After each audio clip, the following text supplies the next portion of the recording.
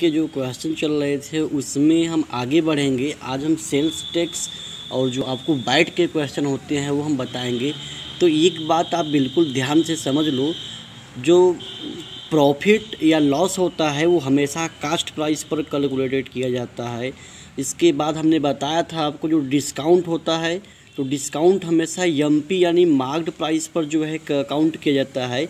और जो sales tax होते हैं या वैल्यू एडेड टैक्स होते हैं ये हमेशा और हमेशा सेलिंग प्राइस पर जो है कैलकुलेटेड किए जाते हैं और ये दुकानदार द्वारा लिए जाते हैं। और जो सामान खरीदता है यह व्यक्ति जो है उसके सेलिंग प्राइस में वैट या सेल्स टैक्स को ऐड करके दुकानदार को देता है। ये जो दुकानदार होता है ये जो पैसा लेते हैं वो गवर्नमेंट को पास करते हैं।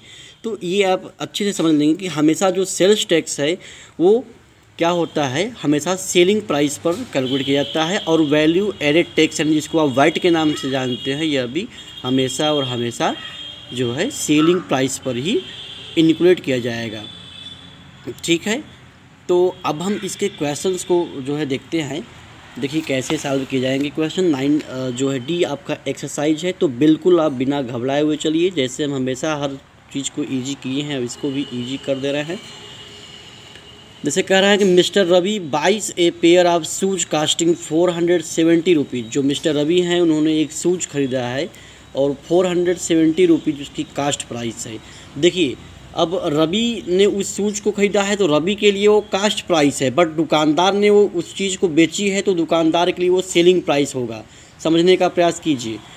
If the rate of sales tax is 7%, यदि जो सेल्स टैक्स है वो 7% है तो calculate the total amount paid by him for shoes. तो रवि के द्वारा पूरा दिया हुआ पैसा जो है कैलकुलेट कीजिए कि उसने पूरा पैसा कितना दिया। तो हमने हमेशा बताया कि जो व्यक्ति सामान को ख़रीदता है तो उसके लिए वह उसका सेलिंग प्राइस होगा दुकानदार के लिए, और जो रवि ख़रीदा हुआ है यहाँ पर उसके लिए कास्ट प्राइस है। तो रिटेलर के लिए ये सेलिंग प्राइस है, तो उसका जो सेलिंग प्राइस है 470 रुपीज़ है। अब 470 रुपये पर हम 7% का टैक्स जो है निकालेंगे कितना है, उसके बाद इसमें इस टैक्स को जोड़ लेंगे तो जो आएगा वही उस खरीदार वाले व्यक्ति को देना पड़ेगा। तो आइए इसको देखते हैं। तो देखिए यहाँ पर कास्ट प्राइस कितना है शूज का, तो 470 रुपीज़, और हमने यहाँ ब्रैकेट में लिखा है सेलिंग प्राइस फॉर रिटेलर, और चूँकि दुकानदार इसे बेच रहा है तो इसके लिए एसपी होगा। ओके, सेल्स टैक्स दिया है 7%, तो सेल्स टैक्स 7% कितने रुपए पर है, 470 रुपये पर है। तो 470 का 7%, तो 470 इंटू 7/100 करके निकाल लेंगे। 0 से 0 डिवाइड कर जाएगा 10 से, उसके बाद 7 7 जा 49, 7 4 जा 28 एंड 4 32 हो जाएगा अपन 10, तो 10 से डिवाइड करेंगे 32.90 रुपीज़ हो गया। ये इसका क्या है, सेल्स टैक्स है। अब हमको total paid amount by Ravi निकालना है, तो इस एसपी में, इस सेल्स प्राइस में इस सेल्स टैक्स को ऐड कर देंगे। तो 470 plus 32.90 equal 502.90 rupees. I hope कि आपको ये समझ में आया है। ठीक, सेकेंड क्वेश्चन देखिए। Mr Ramshankar purchased a watch whose selling price is 240 rupees. तो मिस्टर जो रामशंकर है उन्होंने एक घड़ी जो है खरीदी है जिसकी सेलिंग प्राइस 240 है, 240 रुपया है। The rate of sales tax 6%, बिल्कुल पहले क्वेश्चन की तरह है। इसमें देखिए एसपी आपको 240 दिया है, सेल्स टैक्स 6% दिया है। तो calculate the amount paid by him for the watch. तो बिल्कुल सेम प्रोसेस है, पहले आप सेल्स टैक्स निकालेंगे तो 6% आप 240, तो 6/100 इंटू 240 इसको सॉल्व कर लेंगे। उसके बाद जो आएगा पैसा उसको सेलिंग प्राइस में हम ऐड कर देंगे, तो total paid amount by Ramashankar हो जाएगा, रामशंकर। ठीक है। थर्ड क्वेश्चन देखिए। Mrs Vandana purchased a pair of slippers for 110 including sales tax. अब देखिए ये अच्छा क्वेश्चन है। जो मिसेज वंदना है उन्होंने एक स्लीपर ख़रीदा हुआ है जिसमें 110 रुपये का उन्होंने ख़रीदा हुआ है, उसमें सेल्स टैक्स ऐड हुआ है। सेल्स टैक्स पहले से उसमें जोड़ दिया है, अर्थात सेल्स टैक्स के साथ उन्होंने 110 रुपये का ख़रीदा है। Okay, if the selling price of the slipper, यदि उसका स्लीपर का सेलिंग प्राइस 100 रुपीज़ है, calculate the rate of sales tax. तो सेल्स टैक्स कितना होगा, बिल्कुल सिंपल है, जैसे आपको पीछे बताया गया था। जैसे उसमें सेलिंग प्राइस रहता था, कास्ट प्राइस रहता था, तो हम प्रॉफिट निकालते थे, उसके बाद प्रॉफिट परसेंट निकालते थे। बिल्कुल सेम वही यहाँ भी है।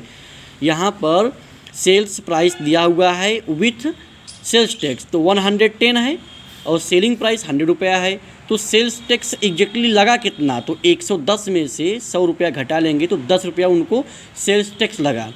अब कितना परसेंट हुआ यह निकालने के लिए हम, तो सेल्स टैक्स जितना आया है अपान एसपी, क्योंकि यह हमेशा एसपी पे लगता है ना, इंटू 100 कर लेंगे। तो इसको इस तरीके से हम जो है सॉल्व कर लेंगे। ये स्लीपर का एसपी दिया हुआ 100 रुपीज़ और selling price with sales tax 110, तो सेल्स टैक्स लगा कितना, 110 में से 100 घटा लेंगे 10 रुपीज़। सेल्स टैक्स का परसेंट निकाला, सेल्स टैक्स अपान एसपी इंटू 100। सेल्स टैक्स अभी निकाला है 10 रुपया और एसपी हमारा कितना था 100, तो 10 अपान 100 इंटू 100 होता ही है और ये डिवाइड कर जाएगा, आया आपका 10%। ओके, इस तरीके से आप इसको कर लेंगे। बिल्कुल फोर्थ नंबर भी बिल्कुल इसी तरीके से है। यहाँ लिस्ट प्राइस लिखा है तो इसमें घबराएंगे नहीं, लिस्ट प्राइस ही आपका यहाँ पर सेलिंग प्राइस है। इस पर भी सेल्स टैक्स 5% का है, तो आप इसका 5% निकाल लेंगे, जो आएगा उसी में इसको ऐड कर लेंगे। ओके, आगे देखिए 5वां क्वेश्चन देख लीजिए। Mrs Tina buys leather coat costing 900 rupees at 990 after paying the sales tax. जो मिसेज टीना है उन्होंने 900 का कोट 990 में ख़रीदा है सेल्स टैक्स के बाद।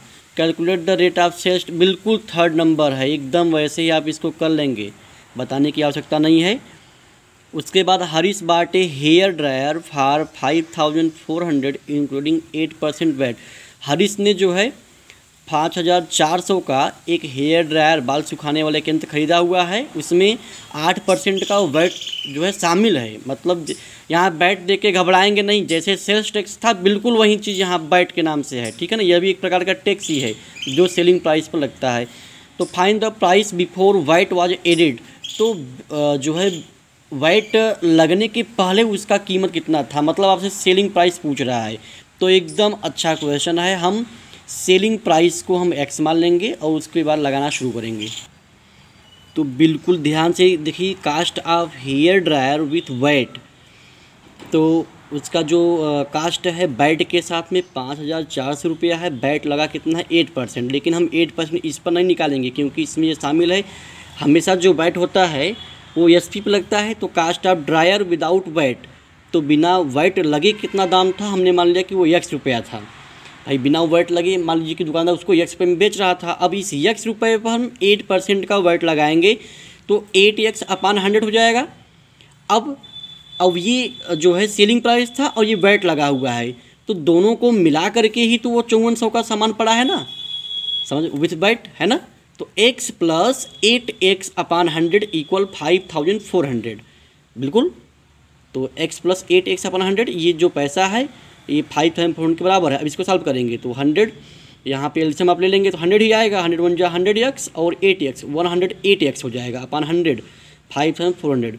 अब यहाँ पर x हमको चाहिए तो 100 ये जाएगा, इसको मल्टीप्लाई करेगा, 108 इसको डिवाइड करेगा। अब इसको सॉल्व कर लेंगे। अब जो है 27 से कट जाएगा, 27 2 जा 54 होता है और 00 और यहाँ पर 27 4 जा, अब 4 से कटेगा पुनः तो 4 5 जा 20 50 हो जाएगा। 50 और 100 का गुणा करेंगे तो आएगा 5000।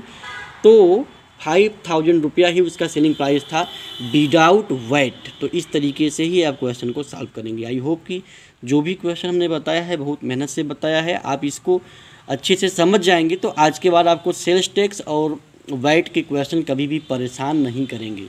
ओके, तो ठीक है, इस पार्ट में इतना ही। आगे के क्वेश्चन को आप उस एक्सरसाइज को सॉल्व करके फिर मिलें, हमसे पूछें, तो हम आपको और भी अच्छे तरीके से और भी अन्य जो एग्जाम्पल हैं और उनके अन्य जो मेथड है उसको भी आपको बताएंगे।